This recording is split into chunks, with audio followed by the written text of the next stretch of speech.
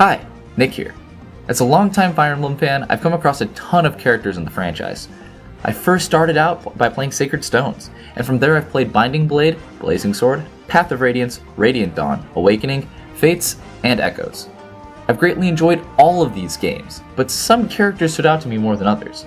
This video is to talk about those characters, the ones that I've grown connected to while playing through these games. I've also decided to put this in no particular order.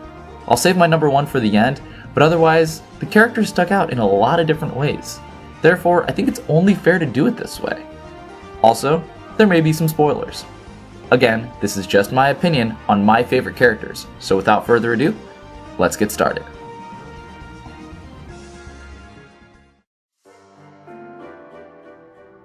Leo, from Fire Emblem Fates. A few things to note about Leo. He's not a perfect noble, like a lot of the Fates high-class characters.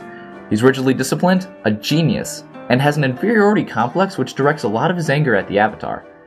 He's disliked being a political tool by his mother, but he still really cared for Azura, like his fellow siblings. What I like about Leo is that he's not arrogant and actually treats everyone with respect, which leads to strong relationships. Mozu's support shows this. Her strengths don't lie in strategy, but Leo reassures her by saying that different people bring different things to the table. Leo can also take the teasing that comes his way from his siblings, but his sense of duty shows him being ruthless to the people he has disliked. Even though Fates is a widely debated game in the Fire Emblem dynasty, for multiple reasons, I still enjoyed learning a lot about the characters through their supports.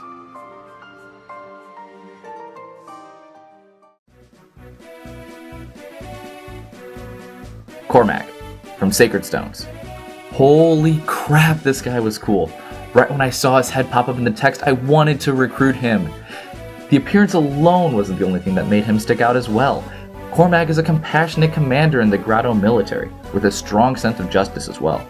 Emperor Vigard recognized his strength and recruited him from his countryside home. He and his older brother Glenn disliked General Valter, who was once exiled for the way he treated Grotto civilians. His support with Seth showed how skilled he really was. After sparring, Seth originally thought he came from a long line of warriors due to his level of mastery with the spear. His support with Natasha shows he went out of his way to get an injured animal healed as well. He perfectly contradicts the original reason I wanted him in the army. He has an immense amount of compassion for everyone and is extremely humble when being complimented by the other great soldiers in the army. The depth that this character embodies makes him a lot more entertaining than Erica.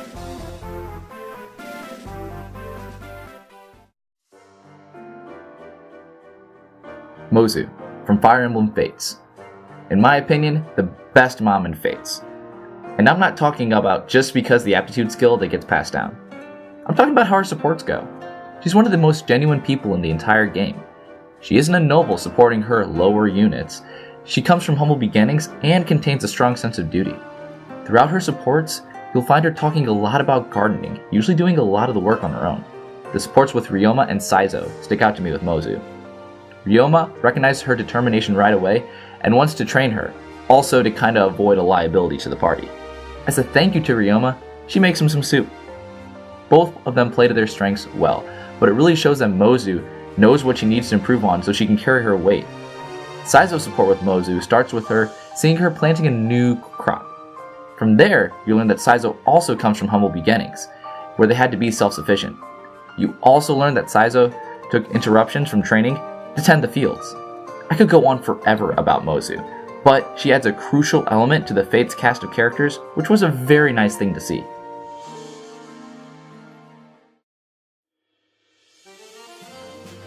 Clonk, Fire Emblem Awakening. Edgy the Inkslord in Fire Emblem form. I'm mostly kidding about that description, but the first thing I did notice about this character was how cool his design was. He seemed to be a loner in the beginning, but eventually he decides to open up. And his support with Cordelia started off with why she came to his assistance. Cordelia then helped him by replacing his practice sword and making his favorite meal. She would do similar things to boost the morale of others, but it really stuck out to Clonk.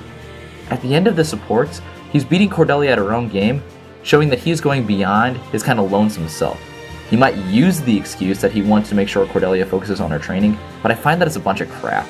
He's got a hard exterior, but he has the betterment of whoever he comes across in his mind. Clonk got me in the same way that Cormack did. Who he is on the surface and what you learn about him throughout the game contradict each other in a great way.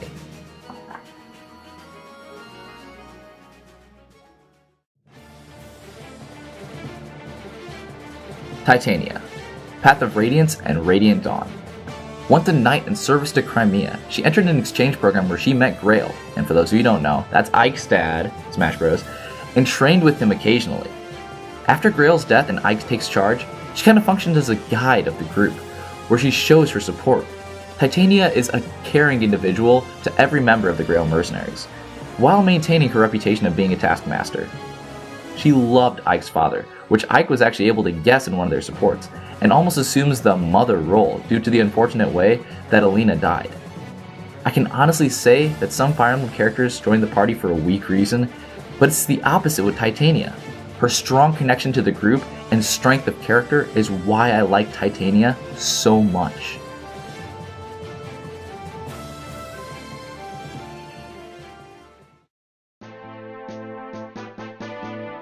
Hector, Fire Emblem Blazing Sword. He's got an axe. Axes are cool. In the line of Fire Emblem protagonists, the royals that uses a sword is seen everywhere. It's not that it's a bad choice, but it also begs the question of how a Fire Emblem protagonist with a different kind of weapon would be. Blazing Sword follows a couple different lords, and Hector was one of my favorites in that game. His high strength, defense, and health allowed me to play aggressively in some situations as well. Even with those attributes, he's got a gentle heart. His support with Sarah always intrigued me as well. In their C support, he is rough on her for trying to help out the army, even though she didn't have the best approach when trying to get the thank you from him, and asked, "You want me to thank you for disobeying orders?" Later in the A support, he reassures her that she is family after a quick discussion about her terrible situation growing up. Definitely worth looking up the full support conversation if you're interested in this. Like many of the other characters on the list, the reason Hector stuck out to me was based on my preconceived ideas about the characters. He's one of my favorite Fire Emblem lords, and I wish that a similar character will pop up in a future Fire Emblem game.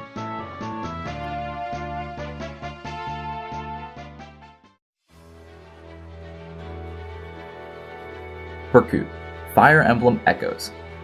This one is my favorite, and by far one of my favorite villains in the whole entire series. I think part of it has to deal with Ian Sinclair's outstanding voice acting. Though he was an added character in the remake for the 3DS version of Gaiden, it didn't stop how well he fit into the story to me. One of the most obvious character traits of Berkut is his high importance on social status. He wants to be the next emperor, and also his fiancée Renea is by his side throughout the game. Berkut decides to challenge the Deliverance for sport, but he loses. As the story progresses, he becomes more and more obsessed with defeating Alm. He loses again, even after turning to some questionable methods, and is basically benched by Emperor Rudolph.